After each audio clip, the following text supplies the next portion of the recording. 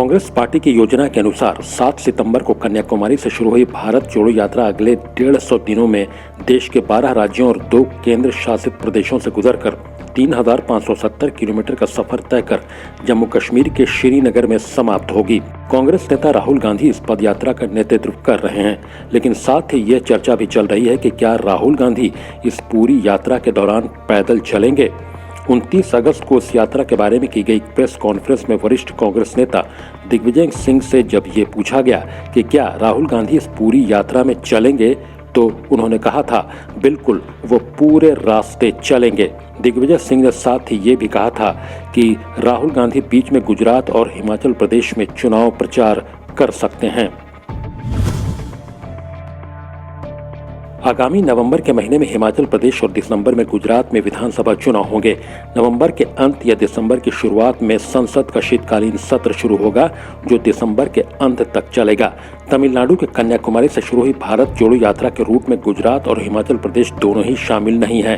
कयास लगाए जा रहे हैं कि अगर राहुल गांधी भारत जोड़ो यात्रा पूरा रास्ता पैदल चलकर पूरा करेंगे तो क्या वो इन दोनों राज्यों में चुनाव प्रचार में शामिल नहीं हो पाएंगे।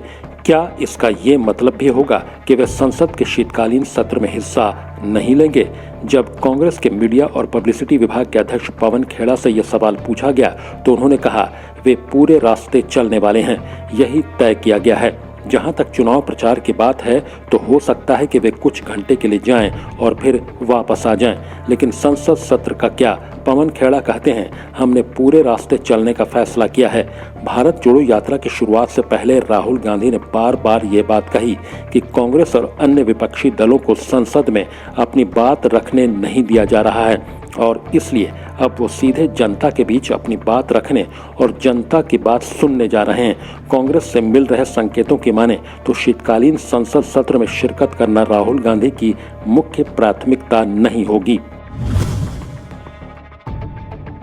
कांग्रेस के सूत्रों ने बताया कि जहां तक चुनाव प्रचार की बात है, राहुल गांधी गुजरात और हिमाचल प्रदेश दोनों जगह चुनाव प्रचार के लिए जाएंगे।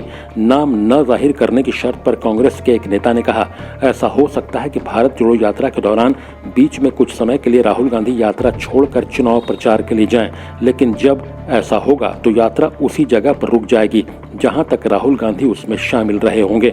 चुनाव प्रचार से निपटकर वे वापस उसी जगह पहुंचेंगे और यात्रा फिर से शुरू होगी।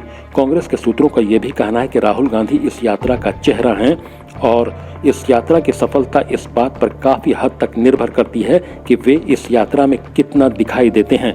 एक कांग्रेस के सूत्र ने कहा हमें उम्मीद है कि हजारों की संख्या में लोग इस यात्रा से जुड़ेंगे, लेकिन साथ ही साथ हम ये भी समझते हैं कि आम जनता के लोग इस यात्रा में शामिल होंगे तो राहुल गांधी को देखना और सुनना जरूर चाहेंगे।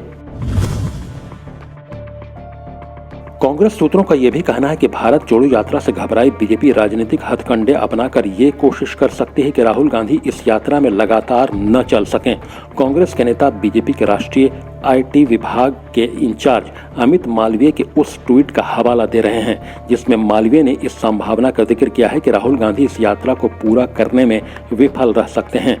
एक कांग्रेस सूत्र ने कहा हो सकता है कि बीजेपी एक बार फिर से ED पर दबाव डाले कि वो राहुल गांधी को पूछताछ के लिए बुलाए। ये एक हथकंडा हो सकता है ये सुनिश्चित करने के लिए कि राहुल गांधी पदयात्रा में लगातार न चल सकें।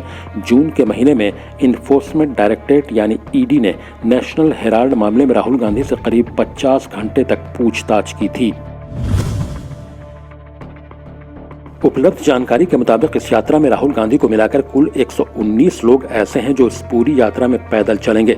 रिपोर्ट्स के मुताबिक कांग्रेस पार्टी के महासचिव जयराम रमेश ने कहा ये यात्री और यात्रा के साथ जुड़ने वाले कुछ अतिथि यात्री इस यात्रा के दौरान ट्रकों पर बनाए गए 60 कंटेनरों में रात बिताएंगे। इन ट्रकों को रोजाना एक जगह से दूसरी जगह ले जाया जाएगा। यात्रियों की सुविधा के लिए मोबाइल टॉयलेट्स का भी इंतजाम किया गया है। कांग्रेस ने कहा है कि ये कंटेनर रेलवे के स्लीपर डिब्बों जैसे हैं। इन 60 कंटेनरों में करीब 230 लोग रह सकते हैं। इनमें से कुछ कंटेनरों में 1 बिस्तर, कुछ में 2, कुछ में 4 और कुछ में 12 बिस्तर लगे हैं।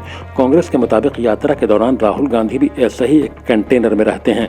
कांग्रेस के मुताबिक शिविर स्थलों पर और पद यात्रा के दौरान पार्टी की राज्य इकाइयां यात्रियों के लिए भोजन की व्यवस्था कर रही हैं। कन्याकुमारी से शुरू हुई भारत जोड़ो यात्रा तिरुवनंतपुरम, कोच्चि, नीलांबूर, मैसूर, बेल्लारी, रायचूर, विकाराबाद, नांदेड़, जलगांव, जामोद, इंदौर, कोटा, दौसा, अलवर, बुलंदशहर, दिल्ली, अंबाला, पठानकोट और जम्मू से गुजरते हुए श्रीनगर में खत्म होगी। प्रकाश पूष के साथ खालिद रजा खान, महुआ न्यूज़, दिल्ली।